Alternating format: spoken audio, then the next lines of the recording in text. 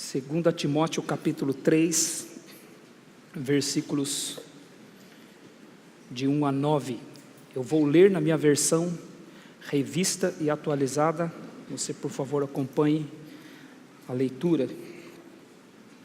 Está escrito assim: sabe, porém, isto: nos últimos dias sobrevirão tempos difíceis, pois os homens serão egoístas, avarentos, jactanciosos, arrogantes, blasfemadores, desobedientes aos pais, ingratos, irreverentes, desafeiçoados, implacáveis, caluniadores, sem domínio de si, cruéis, inimigos do bem, traidores, atrevidos, enfatuados, antes amigos dos prazeres que amigos de Deus, tendo forma de piedade, negando-lhe entretanto o poder. Foge também destes, pois entre estes se encontram os que penetram sorrateiramente nas casas e conseguem cativar mulherinhas sobrecarregadas de pecados, conduzidas de várias paixões, que aprendem sempre e jamais podem chegar ao conhecimento da verdade. E do modo por que Janes e Jambres resistiram a Moisés, também estes resistem à verdade. São homens de todo corrompidos na mente, réprobos quanto à fé. Eles todavia não irão avante, porque a sua insensatez será a todos evidente, como também aconteceu com a daqueles. Nós temos visto, irmãos, por 4 domingos, hoje, incluindo hoje, 4º domingo, que esta passagem nos ensina que a vida da igreja nos últimos dias seria uma vida difícil. E nós vimos durante 3 domingos que o que torna a vida da igreja difícil são pessoas, são os homens. A humanidade é que torna a vida da igreja difícil. E por quê? Porque as pessoas têm amor por si mesmas. O amor que as pessoas têm por si mesmas é o grande obstáculo que a igreja enfrenta. Talvez se alguém perguntasse para você, qual é a dificuldade que a igreja enfrenta? Que dificuldade a igreja enfrenta no seu ponto de vista?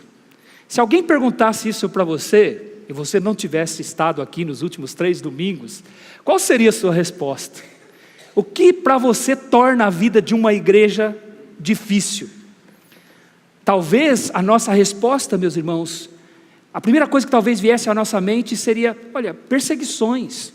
As perseguições que a igreja tem enfrentado ao longo de seus 2000 anos de história é que torna a vida da igreja difícil.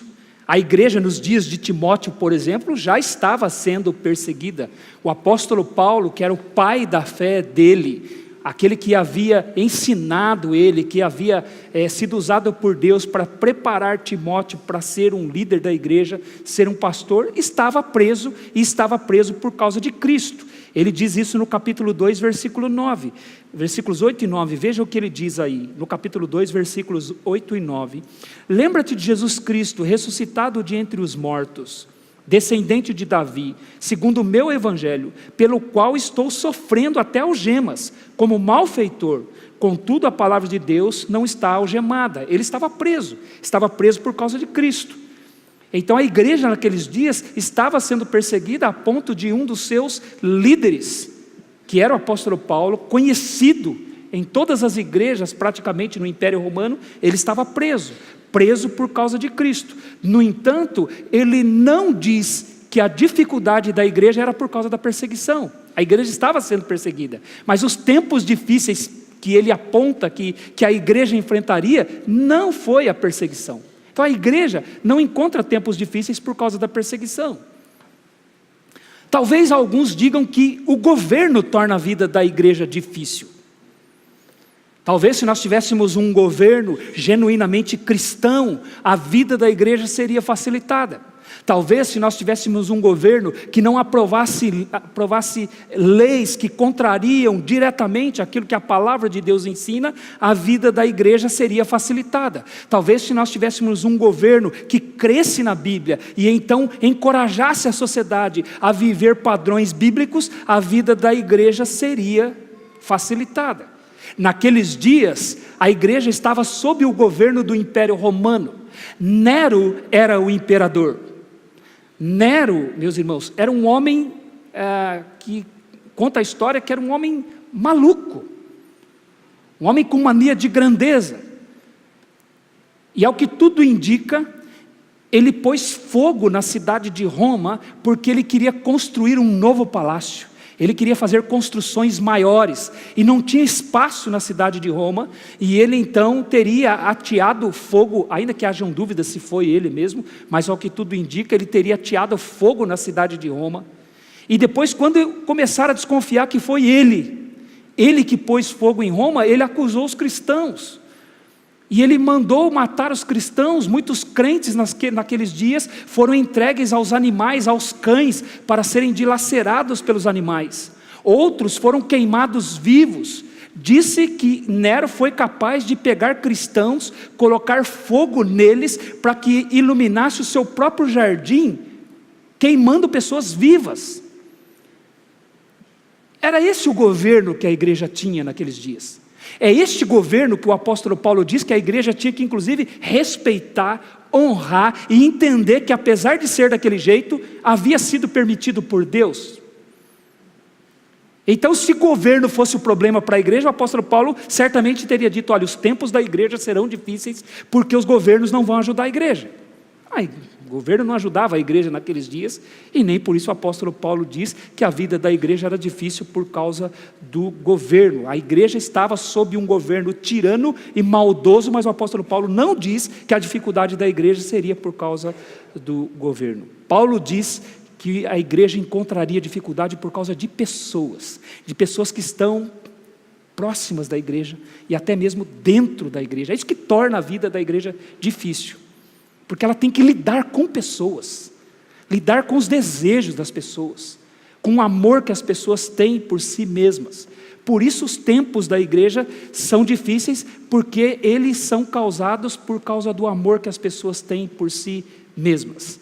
Por isso ele começa dizendo que os tempos da igreja serão difíceis, porque os homens serão egoístas, literalmente amantes de si mesmos, pessoas que amam a si e querem agradar a si mesmos o tempo todo. Meus irmãos, então isso é o que torna o evangelho difícil de ser pregado, de ser vivido, é por causa do egoísmo das pessoas, a paixão que as pessoas têm por si mesmas. As mudanças que acontecem no evangelho, elas acontecem por causa do amor que as pessoas têm por si mesmas. A transformação que tem acontecido nos cultos, transformando o culto num momento de diversão, de entretenimento para as pessoas, ocorre pela dificuldade que a igreja tem de lidar com o amor que as pessoas têm por si mesmas. Então a igreja, sem perceber, pode ir gradativamente cedendo às paixões, aos desejos das pessoas, e o culto então se torna um entretenimento voltado para agradar pessoas. A baixa do padrão de santidade acontece por causa do amor que as pessoas têm por si mesmas. Então, as igrejas, se nós não tomarmos cuidado, há um temor em nós, de não querer desagradar as pessoas, de não querer ofender as pessoas. Então nós podemos, sem perceber, começar a baixar o padrão de santidade, com medo de ofender as pessoas, de desagradar as pessoas. Então começa-se a haver uma mudança naquilo que a palavra de Deus ensina, e começa-se a tolerar o pecado, aquilo que sabidamente Deus odeia, porque nós temos temor das pessoas, e não temos o temor de Deus. Então nós ficamos com medo de ofender as pessoas, e podemos gradativamente baixar o padrão de santidade que Deus espera, com medo de que as pessoas vão embora. Isso é o resultado do quê? Do amor que as pessoas têm por si mesmas. E nós tememos isso. Quando se fala, meus irmãos, em contextualizar o evangelho à época moderna, eu penso que a mensagem do evangelho pode ser contextualizada. A Bíblia nos fala sobre isso, de nós sabermos como comunicar o evangelho a uma determinada cultura. Mas quando se fala disso, eu temo que as pessoas estejam falando de como agradar mais as pessoas. E não é isso não é contextualização. E como atender mais as pessoas no desejo que elas têm por si mesmas, no amor que elas têm por si mesmas. Então, quando se fala de contextualização, o que pode estar se falando é a tentativa de agradar mais aos homens e não agradar a Deus. E Jesus disse que isso é impossível, não é impossível você agradar a si mesmo e agradar a Deus. Você não consegue fazer as duas coisas. Você agrada a Deus e nega a si mesmo, ou você atende a si mesmo e nega a Deus. É impossível fazer as duas coisas. O próprio apóstolo Paulo disse que ele não vivia para agradar a homens. Em Gálatas capítulo 1, versículo 10, ele diz: procuro eu agradar os homens? Se agradassem aos homens, já não seria servo de Cristo. Então eu sou servo de Cristo, ou eu agrado os homens. Então a primeira razão que nós vimos para que os tempos da igreja fossem tempos difíceis, foi o amor que as pessoas têm por si mesmas. E nós vimos depois 18 características que decorrem do amor que as pessoas têm por si mesmas. 18 adjetivos que o apóstolo Paulo usou aqui nos versículos 2 e 4 para falar o que resulta do amor que as pessoas têm por si mesmas. Ele começou com o egoísmo e terminou mais amigos dos prazeres do que amigos de Deus. Não é o que reflete de fato o amor que as pessoas têm por si mesmas. Isso aqui, esse quadro então que foi pintado para nós nos versículos 2 e 4, é um quadro que o próprio Espírito Santo nos deu. O que é o ser humano? O ser humano é isso aqui. Para ser bem claro com você, o que é você aos olhos de Deus, o que sou eu aos olhos de Deus, é exatamente isso que está aqui nos versículos 2, de 2 a 4. Esse é o quadro que o Espírito Santo nos deu aqui, do que é o ser humano. Então a vida da igreja, ela é difícil, não por causa da perseguição, não por causa de um governo, ela é difícil por causa do amor que as pessoas têm por si mesmas. E o apóstolo Paulo aqui, usado pelo Espírito Santo, está dizendo para a igreja que nós temos que saber isso. Por isso ele diz: sabe pois isto, sabe porém isto. É um mandamento para nós sabermos. Timóteo tinha que saber como pastor da igreja, eu tenho que saber como pastor da igreja, nós temos que saber como líderes da igreja, você tem que saber como membro da igreja. Sabe porém isto, os últimos dias serão dias difíceis. Difíceis porque as pessoas amam a si mesmas, por causa do amor próprio. Esse foi o primeiro ponto que nós vimos em 3 domingos. E hoje nós vamos continuar. Então, por que os dias da igreja são dias difíceis? Primeiro, por causa do amor próprio. E segundo, meus irmãos, por causa da falsa piedade. No versículo 5 ele diz assim: estas pessoas, tendo forma de piedade, negam o poder de Deus. Ele diz, tendo forma de piedade, negando-lhe entretanto o poder. Foge também destes. Paulo ordena Timóteo aqui a fugir desse tipo de homem, que estava se aproximando da igreja, que por dentro eles eram desse jeito, exatamente como está escrito aqui nos versículos de 2 a 4, mas por fora eles tinham uma forma de piedade, eles pareciam crentes. Eles pareciam ser pessoas tementes a Deus. Eles eram disfarçados. Eles tinham uma falsa piedade e eles estavam se aproximando da igreja. Mais do que se aproximando, eles queriam ensinar na igreja. Eles queriam ascender à liderança da igreja. Eles queriam ser mestres da igreja, pastores da igreja. E o apóstolo Paulo diz para Timóteo: foge destes, porque por dentro eles são assim. Eles são caracterizados por isso, mas se apresentam com uma forma de piedade. Eles parecem ser crentes, parecem confiar em Deus, mas eles são extremamente perigosos para a igreja. O que ele está dizendo é que esse tipo de homem era um perigo para a igreja. Eles poderiam causar um desastre para a igreja, porque eram homens que estavam querendo assumir a liderança da igreja. Então Paulo diz para Timóteo: foge destes, porque essas características estarão escondidas atrás de uma capa de piedade, de uma forma de piedade. Por isso que é difícil identificar, meus irmãos. Por isso que a vida da igreja é difícil. É difícil identificar esse tipo de atitude, porque ele se apresenta como uma forma de piedade. E a gente parece certo, parece ser de fato temente a Deus, serem crentes verdadeiros, mas não eram. Então Paulo diz: foge destes. Essa também é, irmãos, uma dificuldade que a igreja encontra. São homens, na verdade, que são instrumentos de Satanás, que vêm para enganar a igreja, para atrapalhar a vida da igreja. Se infiltram como instrumentos de Satanás, tendo forma de piedade, mas não são salvos, eles negam o poder de Deus, são verdadeiros instrumentos de Satanás. Paulo já tinha falado sobre isso para a igreja de Corinto, em 2 Coríntios capítulo 11, queira abrir lá por favor, faça isso por favor, abrir em 2 Coríntios capítulo 11,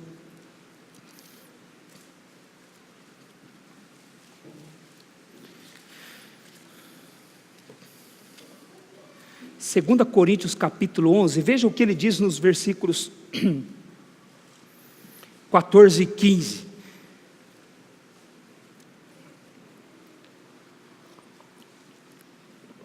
ele diz assim: e não é de se admirar, porque o próprio Satanás se transforma em anjo de luz. Não é muito, pois, que os seus próprios ministros se transformem em ministros de justiça, e o fim deles será conforme as suas obras. Satanás se transforma em anjo de luz. Ele não se apresenta, meus irmãos, como ele é de fato. Satanás não vem do jeito que ele é. Ele vem transformado, ele vem fingindo ser algo que ele não é. E Paulo diz aqui, inspirado pelo Espírito Santo, que ele vem como um anjo de luz. O príncipe das trevas, meus irmãos, ele não vem com as obras das trevas. O príncipe das trevas, quando ele se apresenta para a igreja, ele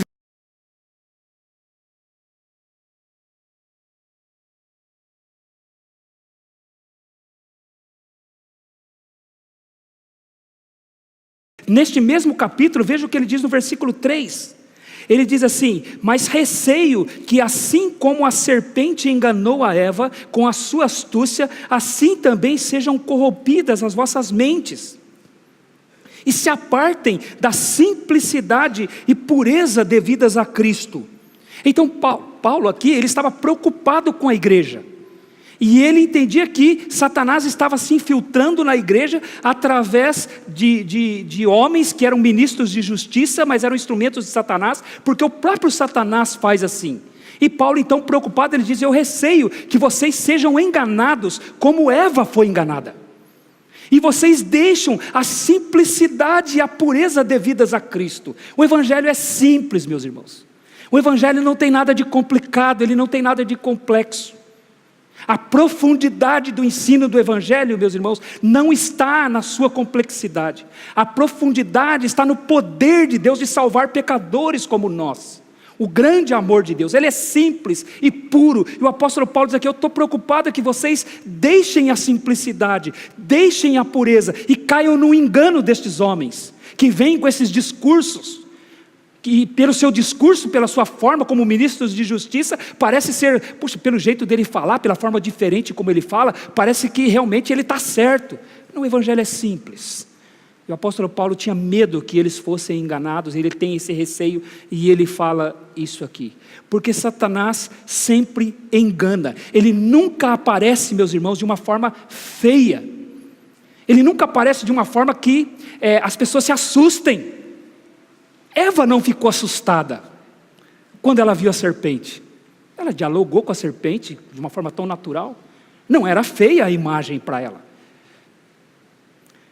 As mulheres hoje odeiam serpentes porque depois daquilo Deus pôs uma inimizade. Mas não havia inimizade. Então ela foi enganada, ela cedeu. Então, irmãos, quando a gente vê essas religiões que nos assustam, que fazem coisas que a gente fica: meu Deus, como é que pode fazer um negócio desse? Esses cultos, até mesmo abertamente ditos como cultos a Satanás, que a gente ouve e a gente fala: meu Deus, deu até arrepio, a gente deu medo. Quando a gente vê essas religiões que vêm, às vezes até de fora do país, e se instala aqui, e a gente fica incomodado com aquilo. Mas eu penso que isso é muito mais obra do coração humano do que de Satanás mesmo. Porque Satanás, ele nunca se apresenta de uma forma que nos assusta. Ele nunca se apresenta assim. Da gente olhar e falar: meu Deus, que coisa feia. Como é que pode uma pessoa fazer esse tipo, praticar esse tipo de religião? Que coisa feia. Eu penso que isso é muito mais obra do coração humano do que de Satanás. Eu lia, irmãos, a respeito de uma igreja, chamada Igreja de Satanás. E os crentes ouvem: meu Deus, como é que pode um negócio desse? Igreja de Satanás. Tem 11 mandamentos, porque Deus tem 10, né? A igreja de Satanás tem 11. E o 11º mandamento, ele diz assim: se estiver em território aberto, não incomode ninguém. Mas se alguém o incomodar, peça que pare. E se ele não o fizer, destrua-o. É o 11º mandamento da igreja de Satanás. Aí eu li todos os 11 mandamentos lá, e comecei a ver aquilo, e eu falei: puxa, isso aqui pode até ser encorajada por Satanás, mas aqui é muito mais obra do coração humano do que de Satanás. Porque Satanás, quando ele vem, ele não se apresenta assim. Ele se apresenta como um anjo de luz, e os seus ministros como ministros de justiça. Satanás sempre vem bonito, trajado de piedade, como um anjo de luz. Os seus ministros se apresentam como ministros de justiça. Meus irmãos, eles não vêm apresentando todas as 18 características que decorrem do amor próprio, como o apóstolo Paulo disse. Eles não vêm demonstrando que eles amam a si mesmos, que eles são avarentos, que eles são arrogantes, jactanciosos, que eles são desobedientes aos pais, que eles são impiedosos, que eles são irreverentes. Eles não vêm assim. Eles vêm bonitos, porque são ministros de justiça. Parece que ensinam que é justo. Justiça na Bíblia tem a ver com o caráter de Deus. Tem a ver com as coisas que estão ligadas a Deus. Então eles falam de Deus, eles cantam para Deus, eles oram a Deus em nome de Jesus, eles são ministros de justiça, eles falam do Evangelho, mas eles são instrumentos de Satanás. Quer um exemplo na Bíblia? Em Atos capítulo 16, o apóstolo Paulo estava na cidade de Filipos. Ele e Barnabé, ele e Silas estavam pregando o Evangelho lá em Filipos. E uma garota vinha atrás deles, enquanto eles estavam lá por vários dias, e enquanto eles anunciavam o Evangelho, aquela garota ia atrás deles e diziam: estes homens vos anunciam o caminho do Deus Altíssimo. O que tem de errado no que essa menina falou? O que o apóstolo Paulo pregava? Não era a mensagem do céu? E essa menina vinha atrás deles dizendo: estes homens vos anunciam o caminho do Deus Altíssimo. E aí a Bíblia diz que o apóstolo Paulo, pelo discernimento que ele tinha por ser um apóstolo de Cristo, ele vira-se para aquela menina e expulsa um demônio dela. Ela era uma endemoniada, mas estava afirmando que aquilo que Paulo pregava era algo que vinha do Deus Altíssimo. Porque Satanás nunca vem, irmãos, feio. Ele vem como um ministro de justiça, como um anjo de luz, falando coisas que parecem ser de Deus. Mas qual o intuito dele? Diluir a mensagem do Evangelho. Misturar a mensagem do Evangelho com outras coisas, para que o Evangelho perca seu poder. Para que as pessoas sejam enganadas, pensando que são salvas, quando nunca conheceram a Cristo como seu Salvador. É por isso que eles vêm em forma de piedade.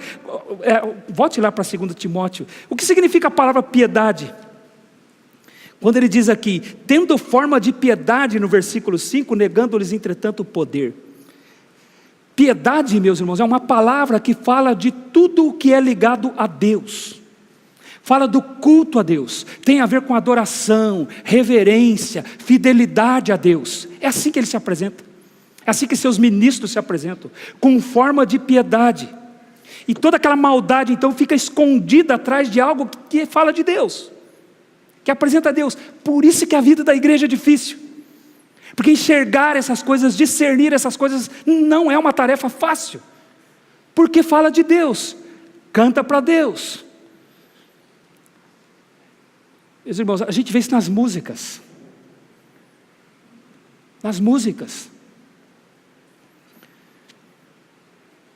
eu estava me lembrando, até comentei com o Heron a facilidade que a gente tem na internet hoje, né? Quando a minha mãe se converteu lá nos anos 70, 1977, eu tinha 6 anos de idade. Aí eu lembro que meus irmãos mais velhos compravam os LPs, que os jovens nem sabem o que é LP, né? Eles compravam os LPs, tinha o toca-discos, né? E aí tinha uma música que me marcou muito na minha infância, de um irmão que gravou este LP. Aí eu me lembrei da primeira frase da música, eu não lembrava mais, só lembrava a primeira frase. A internet ela tem essa facilidade, né? Digitei lá a frase da música, achei a música. E aí eu comecei a ouvir a música, comecei a prestar atenção na letra. E aí comparei com uma outra música que eu já conhecia agora, da nossa geração. E essa música, irmãos, ela é até um tanto fantasiosa, é como se fosse um crente conversando com Jesus. Então o crente dizia para Jesus assim: viajando em triste solidão, ninguém me procurou. O peso enorme do pecado, maior se me tornou. Então eu disse a Jesus Cristo: ninguém me ajudou. Então ouvi Jesus assim dizer: caminho do Calvário, meus pés também trilhou. A cruz que eu carregava, meu corpo recurvou. Prossegue, ó peregrino. A aurora vem enfim, a tua cruz carrega e segue-me. Veja, um crente falou para o Senhor: Senhor Jesus, eu estava viajando sozinho, ninguém me ajudou. Eu estava viajando sozinho, Senhor, o pecado foi um peso para mim, e ninguém veio me socorrer. Aí o que Jesus diz para ele? Ah, é? É assim a sua vida? Olha, o caminho do Calvário, meus pés também trilhou. A cruz que eu carregava, meu corpo recurvou. Prossegue, peregrino. A aurora vai vir no fim. A tua cruz carrega e segue-me. Aí eu ouvi uma outra música, irmãos, que dizia assim: aquela pessoa que viu você passando necessidade e não te ajudou, um dia você vai estar no palco e ela vai estar lá, vai ter que te aplaudir. Que diferença, né, irmãos? Vai ter que te aplaudir, porque Deus vai te dar vitória. Olha que diferença. Um disse: Senhor, ninguém me ajudou. Jesus falou: pega a sua cruz e carrega, porque eu também carreguei a minha e eu tive que ir até o fim. A cruz recurvou meu corpo. Na segunda estrofe ele fala: Senhor, eu tenho deixado tantas coisas para te servir, Senhor. O Senhor Jesus, eu também deixei minha glória no céu e deixei tudo para te servir e dar a minha vida por ti. Então tua cruz carrega e segue-me. Percebe? Mas tem essas músicas, meus irmãos, que fala de Deus, que Deus vai te dar a vitória, que fala de Jesus. Mas se você perceber, aquilo não é piedade verdadeira. Aquilo é o amor por si mesmo, disfarçado de piedade. Por isso é que é difícil perceber essas coisas. Irmãos, eu li num livro uma comparação interessante. Satanás, ele nunca vem feio, como o texto diz. Ele vem sempre bonito. E aí, como seria uma cidade que fosse absolutamente governada por Satanás? Eu li uma comparação feita por um pastor chamado Barnhouse, está no livro Deus Forte e Pais Fracos, foi lançado até pouco tempo atrás, pela editora Fiel. E ele, aquele que escreve o prefácio do livro, ele abre contando essa comparação que esse pastor fez. Como seria uma cidade se ela fosse totalmente governada por Satanás? Como que ela seria? Vamos aplicar na nossa cidade. Como seria São José dos Campos se São José dos Campos fosse governada por Satanás? Totalmente governada por Satanás. Como seria? Talvez alguém imagine: ah, pastor, eu acho que ia ter muita droga na rua, eu acho que teria muita violência. Se Satanás governasse a nossa cidade, eu acho que teria muita prostituição, muitos palavrões seriam ouvidos na rua o tempo todo. Eu acho que teria muito mais corrupção do que tem. Eu acho que assim que seria uma cidade governada por Satanás. Aí aquele pastor disse assim: não, no meu entendimento, se uma cidade fosse governada por Satanás, ela teria pessoas educadamente andando pelas ruas. As ruas seriam totalmente limpas, não haveria lixo no chão. As crianças seriam muito educadas e cumprimentariam os adultos: bom dia, boa tarde minha senhora, boa noite.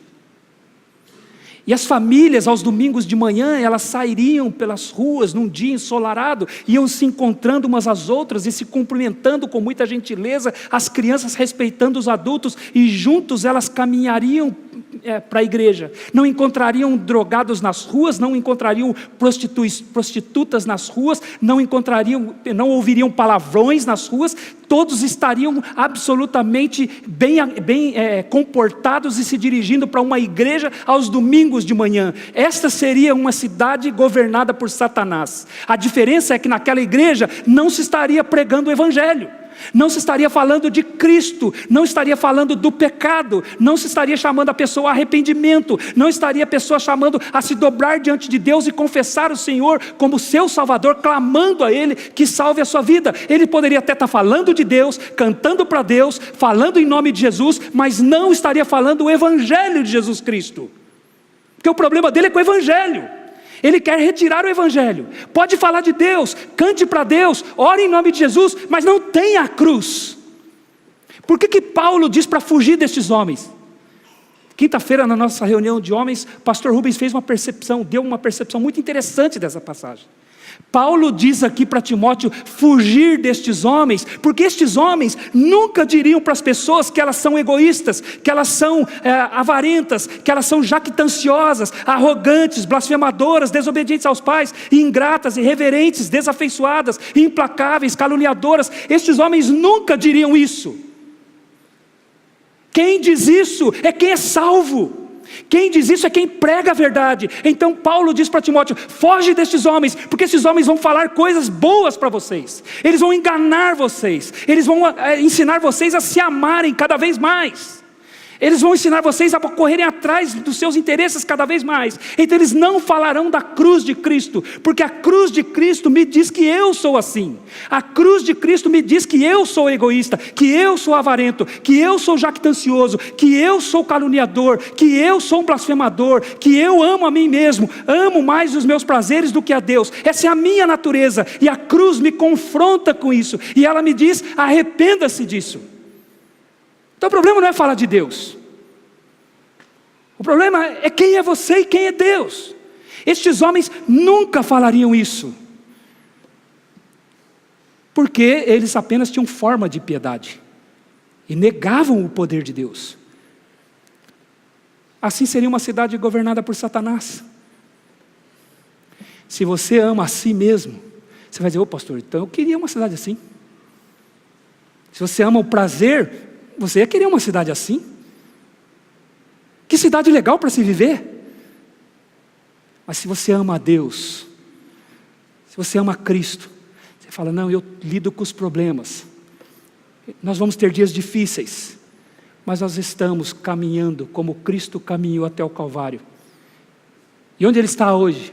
Assentado à destra de Deus, e intercede por nós. Onde nós estaremos? Diante do trono de Deus. A aurora vem no fim. Aqui a caminhada é difícil. Então como nós podemos identificar o falso ensino, irmãos? Como que a gente identifica o falso ensino? Ele é difícil de ser identificado, mas nós podemos identificar. O falso ensino, ele não fala do ser humano desse jeito aqui. Quando a mensagem elogia demais o ser humano, desconfie. Quando a mensagem fala muito bem de você, desconfie. Isso é característico do falso ensino. Aqueles homens não falariam estas coisas que o apóstolo Paulo, pelo Espírito Santo, aqui falou. Essa é uma característica do falso ensino. Quando ele elogia o homem, quando ele exalta o homem, quando ele prega só vitória para o homem, ele é falso, porque ele não confronta pecados. Ele não leva a pessoa a refletir diante de um Deus santo. Ele não fala como o ser humano é de fato, como o apóstolo Paulo falou nesta passagem aqui. Ele não apresenta a realidade, ele apresenta ilusão, mentiras, coisas ilusórias para as pessoas. Ele não diz para as pessoas que seguir a Deus, para seguir a Deus haverá lutas, dificuldades, tribulações. O falso ensino não fala isso. O falso ensino diz que tudo vai ser fácil, como disse Jeremias, aqueles que dizem paz, paz, quando não há paz. Isso é uma característica do falso ensino. Ele nunca vai dizer que todos os homens são egoístas. Nunca vai dizer. E tudo o que decorre do egoísmo. Na realidade, irmãos, ele transforma disfarçadamente a mensagem do Evangelho, deixa de adorar a Deus e de cultuar a Deus e passa a ser um culto ao homem, uma adoração ao homem. Há muita falsidade, meus irmãos, muito mais do que nós imaginamos. Eu penso que há, irmãos, uma forma de piedade aí que nega o poder do Evangelho o tempo todo e talvez esteja muito mais próximo de nós do que nós imaginamos. Então a igreja terá tempos difíceis. E por que os tempos da igreja serão difíceis? Por causa da falsa piedade. Terceiro, por que a igreja encontraria tempos difíceis? Meus irmãos, por causa da receptividade ao falso ensino. É o que ele vai dizer aqui no versículo 6. No versículo 5 ele diz: foge também destes. E no 6 ele diz: pois entre estes se encontram os que penetram sorrateiramente nas casas e conseguem cativar mulherinhas sobrecarregadas de pecados, conduzidas de várias paixões, que aprendem sempre e jamais podem chegar ao conhecimento da verdade. Paulo diz aqui que alguns destes conseguiam entrar em casas, fingindo piedade, e encontravam receptividade nas casas. O que significa dizer, irmãos, que a vida da igreja, os dias da igreja são dias difíceis, porque a igreja tem pontos vulneráveis, a igreja tem pontos fracos, como num corpo. A igreja é comparada na Bíblia com um corpo, né? Como num corpo nós temos pontos vulneráveis, que são portas abertas para que as infecções entrem e se instalem em nossos corpos. A igreja também tem. A igreja tem pontos fracos. Dentro de uma igreja tem pontos, tem ambientes que são portas abertas para o falso ensino entrar e se instalar lá dentro. Uma igreja, ela não é isenta disso. O mundo entra através de brechas que ele encontra na própria igreja. Paulo diz aqui para Timóteo fugir destes homens, porque se Timóteo permitisse que estes homens falassem na igreja, Paulo sabia onde eles iam encontrar apoio, em que casas eles iriam encontrar apoio. Eles entravam sorrateiramente nas casas. A palavra sorrateiro, meus irmãos, é entrar como um ladrão. Um ladrão, ele não demonstra que está entrando, né? Quando se dá por conta, ele já está lá dentro. Entrar sorrateiramente significa entrar como um ladrão, é o que ele diz. Eles não mostram que estão entrando. Eles não mostravam que eles eram egoístas, avarentos, jactanciosos, arrogantes, blasfemadores. Eles não mostravam. Eles entravam sorrateiramente, disfarçados. E Paulo diz aqui que algumas mulheres da igreja iam dar ouvidos a estes homens. Paulo diz que eram mulheres fracas. Quando ele diz aqui mulherinhas, irmãos, no original está escrito exatamente assim. Ele usa o termo no diminutivo aqui, porque ele está falando de mulheres fracas. Era uma forma dele mostrar que elas eram susceptíveis ao engano. Elas eram susceptíveis às mentiras. Mais uma vez aqui, meus irmãos, a palavra de Deus divide homens e mulheres. Mais uma vez, a Bíblia mostra que homens e mulheres são diferentes, que eles têm estruturas diferentes. Pedro disse que a mulher é o vaso mais frágil, lá em 1 Pedro capítulo 3, versículo 7. Ela tem que ser tratada com dignidade e com honra, com respeito pelos homens, porque a mulher é a parte mais frágil, ela tem que ser protegida. O próprio Paulo escreveu na primeira carta, no capítulo 2, versículos de 12 a 14, que ele não permitia que a mulher ensinasse e nem que exercesse a autoridade de homem. E ele diz por quê? Não é porque o apóstolo Paulo era um machista. Ele diz por que isso tinha que acontecer. Ele diz porque primeiro foi formado Adão, depois foi formado Eva. Então não era uma questão cultural, não era uma questão de opinião do apóstolo Paulo, era uma questão da criação. Na criação Deus fez primeiro o homem e depois fez a mulher. E a ordem da criação demonstra o propósito que Deus tinha tanto para o homem quanto para a mulher. Então o apóstolo Paulo diz, primeiro foi formado Adão, depois foi formado Eva. E ele diz, e Eva caiu em transgressão, não Adão, é ela que foi enganada. Então não é responsabilidade das mulheres liderarem a igreja, ensinar na igreja, porque homens e mulheres são diferentes. Aí o apóstolo Paulo diz aqui que o falso ensino, que vinha trajado de uma forma piedosa, ele diz que ele ia encontrar lugar no coração de algumas mulheres da igreja. Agora, irmãs, não se ofendam com o apóstolo Paulo. Ele não está se referindo a todas as mulheres da igreja. Por isso é que ele delimita aqui. Eram algumas mulheres, que ele chama de mulheres fracas, por isso que ele diz mulherinhas. Algumas mulheres que eram sobrecarregadas de pecados, que dariam ouvidos a estes homens.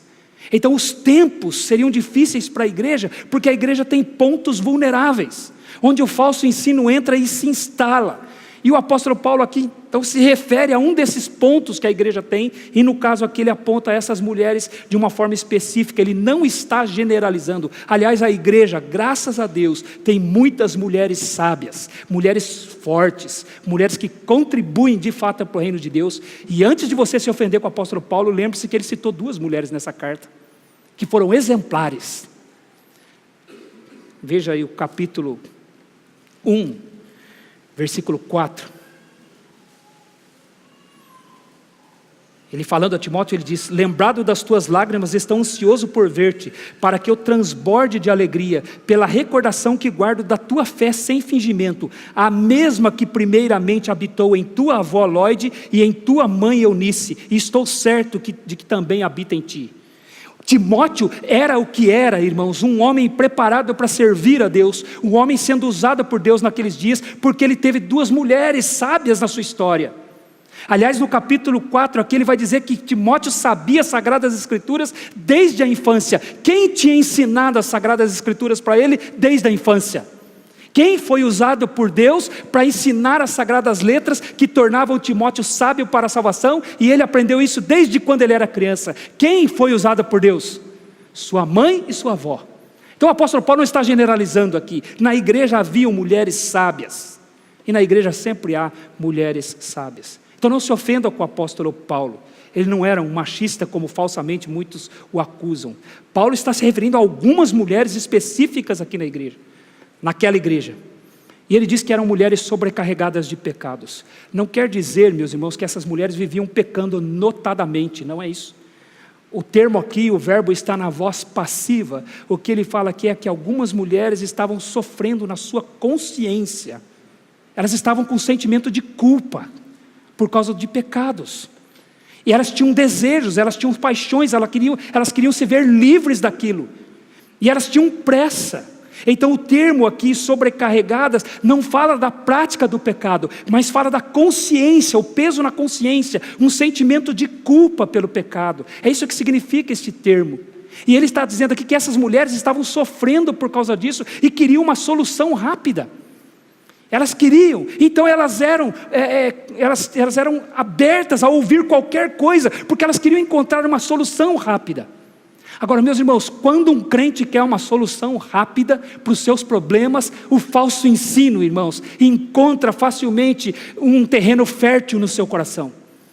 Quando o crente quer solução rápida para o problema, facilmente ele dá ouvidos às mentiras.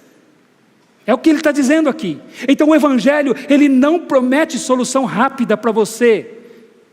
O Evangelho diz que você já foi salvo, seu nome está escrito no livro da vida, você vai para o céu quando o Senhor Jesus vier te buscar, mas ele diz que até lá, você vai ter que lidar com muitos problemas, com muitas dificuldades, e se você quer solução rápida, você vai dar ouvidos às mentiras, você vai sair da igreja, você vai procurar uma igreja que te promete solução mais rápido. Era o que ia acontecer com aquelas mulheres, porque elas estavam sobrecarregadas, elas queriam solução rápida, então elas estavam curiosas.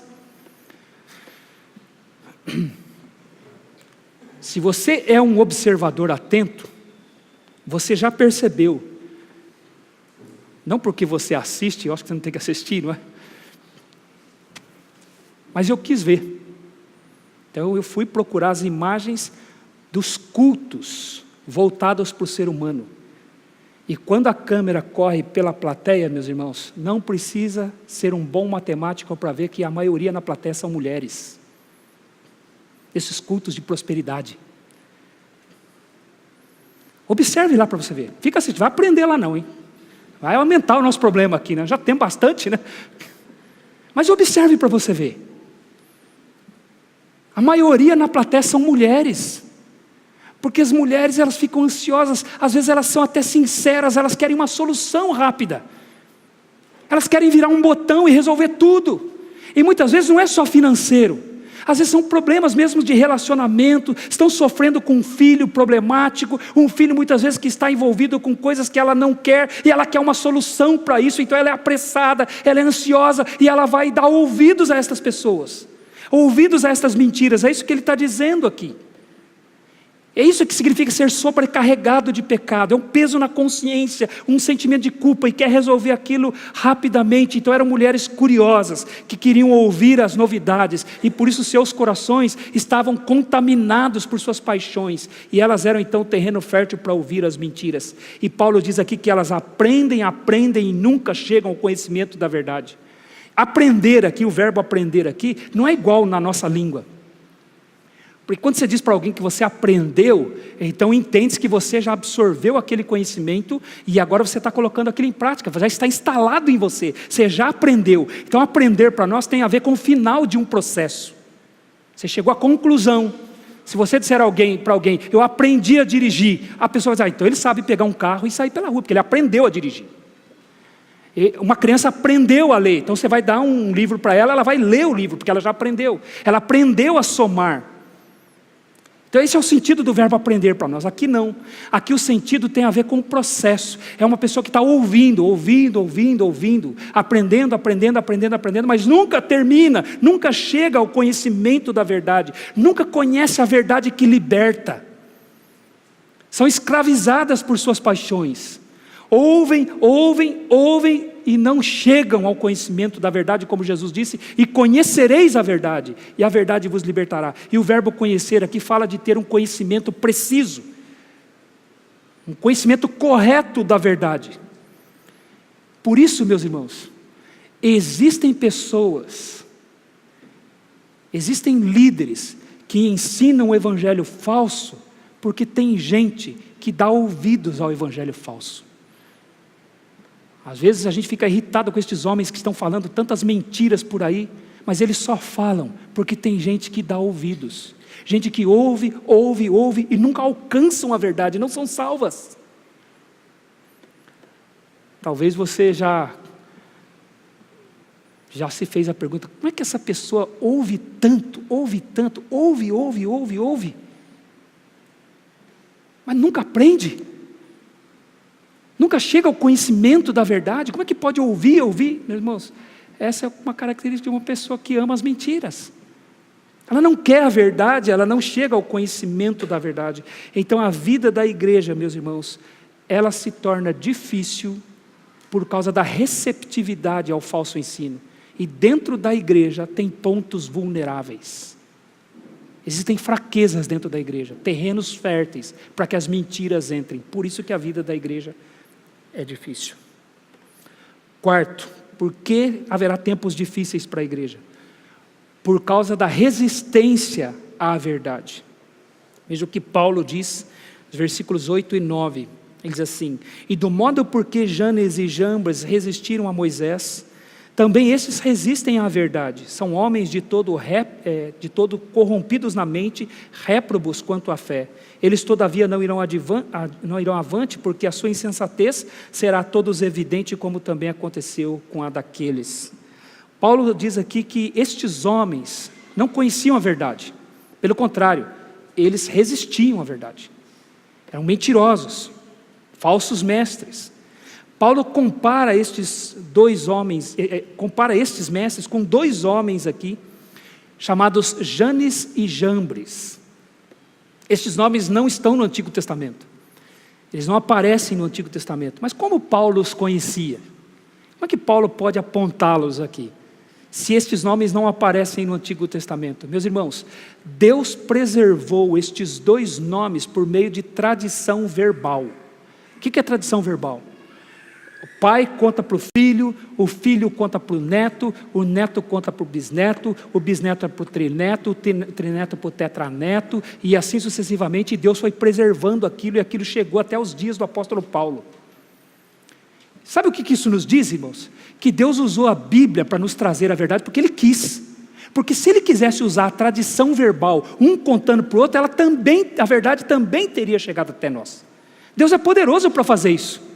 Mas Ele quis deixar escrita por sua livre vontade, por sua soberania. Ele quis nos dar um livro para que nós conhecêssemos a verdade. Mas se Ele não quisesse nos dar um livro e ela chegasse até nós por transmissão, por tradição verbal, também teria chegado sem problema algum.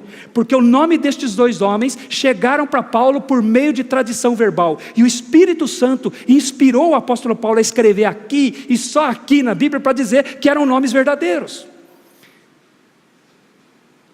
E o que esses homens fizeram? Porque Paulo os cita aqui. É interessante, irmãos, o nome Janes significa aquele que seduz, e o nome Jambres, aquele que faz rebelião.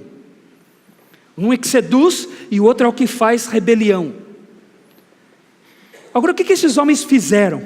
Paulo cita aqui como se eles conhecessem.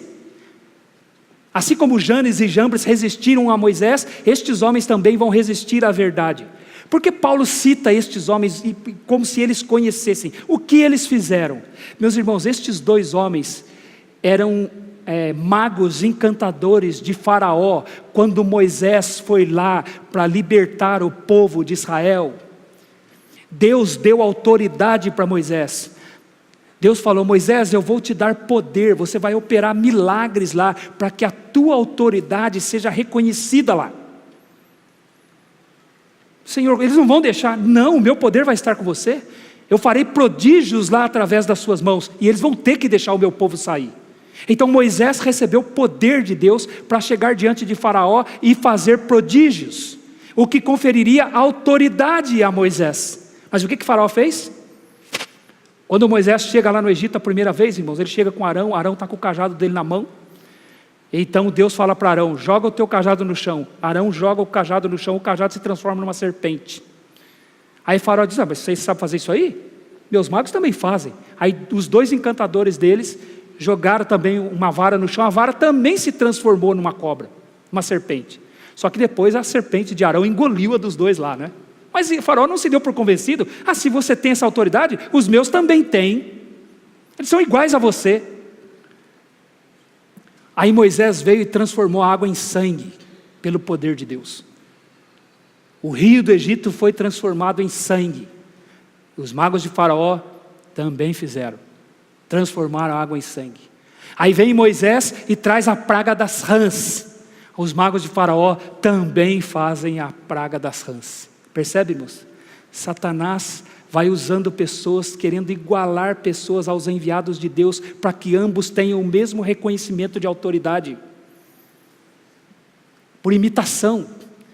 Só que daí a terceira praga que Moisés leva ao Egito, através do poder de Deus, é a praga dos piolhos.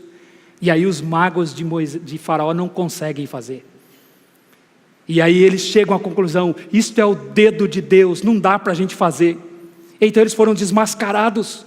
Assim como aconteceu com eles, Paulo diz que vai acontecer com estes homens. Assim como Deus operou lá com aqueles homens, Janes e Jambres, Paulo diz aqui que esses falsos mestres serão desmascarados também. Agora, meus irmãos, o que Paulo está dizendo aqui, eu gostaria que você compreendesse isso. O que ele está dizendo aqui é que os falsos mestres, eles querem ser reconhecidos com a mesma autoridade que os verdadeiros mestres são reconhecidos pela igreja. Eles querem fazer as mesmas coisas, e isso faz com que eles resistam à verdade. Eles imitam. Eles querem se apresentar como homens de confiança de fato. Eles querem autoridade sobre o povo de Deus. O que estava acontecendo ali era que Moisés não estava sendo reconhecido como alguém de fato enviado por Deus, porque haviam falsos encantadores fazendo as mesmas coisas. E é o que Paulo está dizendo aqui. Aliás, lá em Coríntios, ele também disse isso. Queira voltar lá, por favor, para Coríntios, 2 Coríntios capítulo 11. Quando ele fala dos falsos mestres, dos ministros de Satanás, que se apresentam como ministros de justiça. Veja o que ele diz aí em 2 Coríntios capítulo 11, a partir do versículo 7.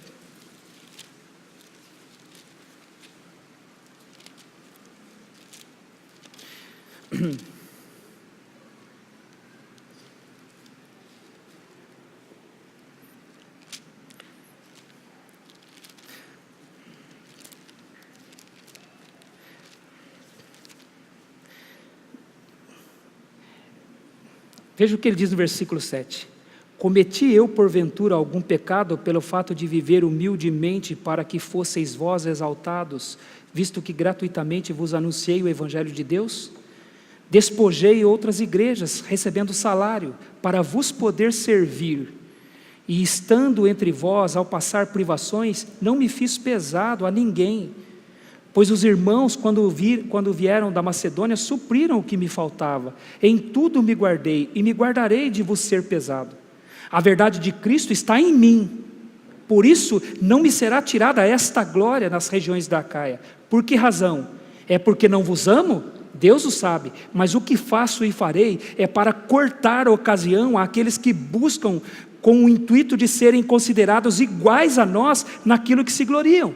De quem ele está falando aqui? Dos falsos mestres, dos ministros de Satanás, que se apresentam como ministros de justiça, que queriam se fazer iguais aos apóstolos. Eles queriam ser iguais.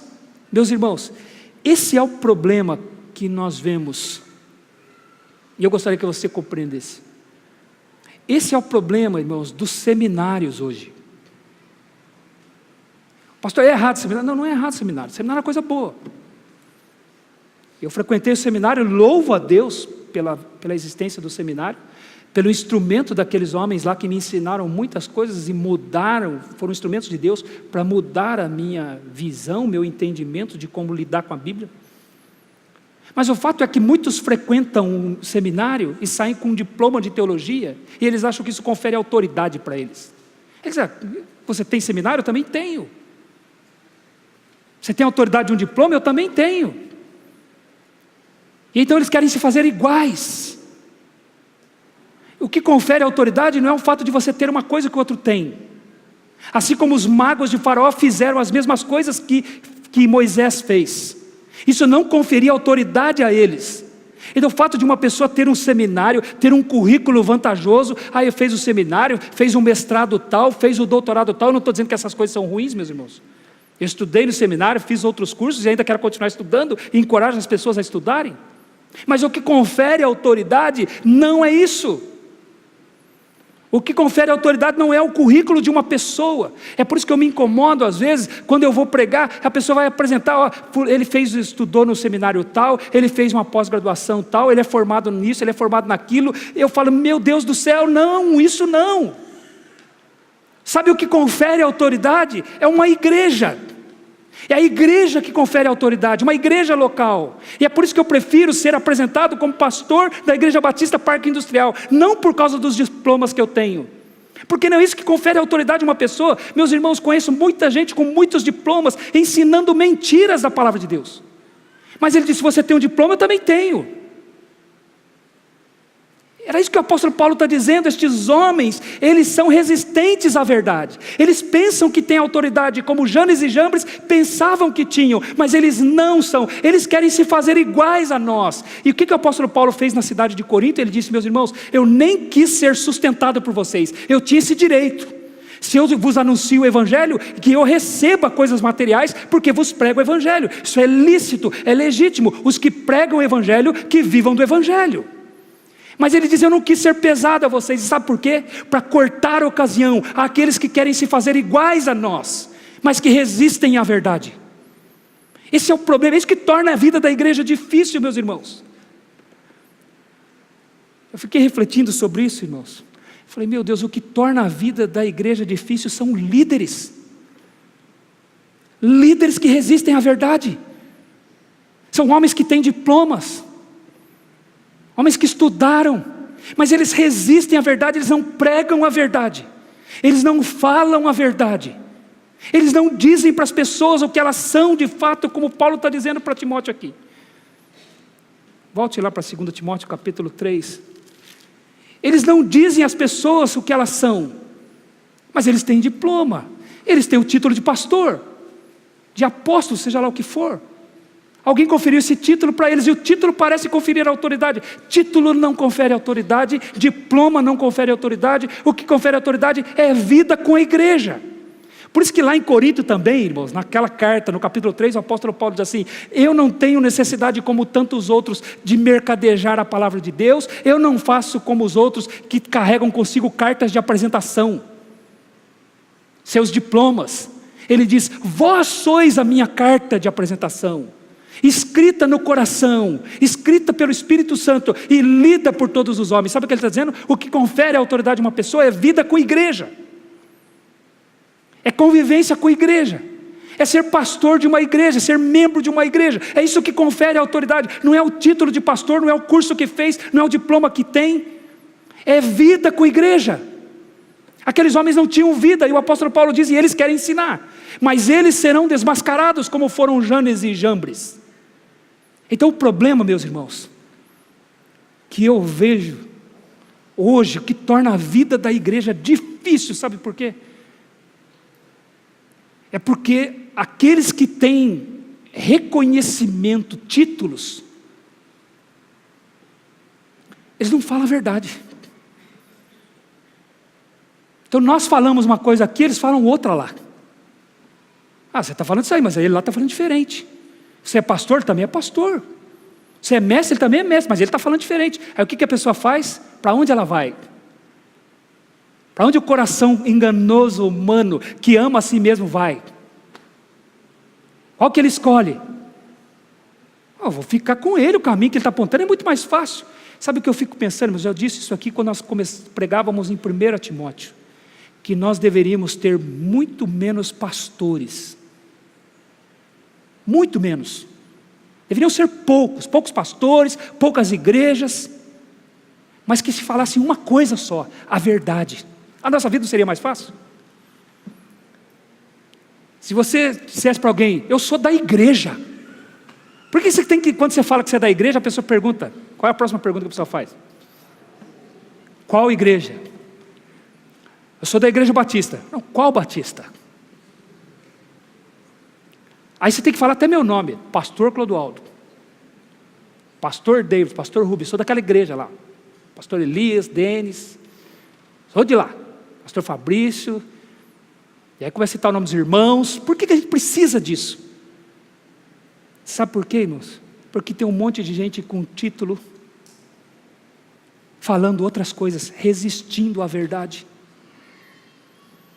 Isso é que torna a nossa vida difícil. É por isso que pessoas vão fazer piadas com aqueles que, é o que ele diz no capítulo 3 aqui, veja o que ele diz no capítulo 3, versículo 12. Ora, todos quantos querem viver piedosamente em Cristo Jesus serão perseguidos. O que torna a nossa vida difícil?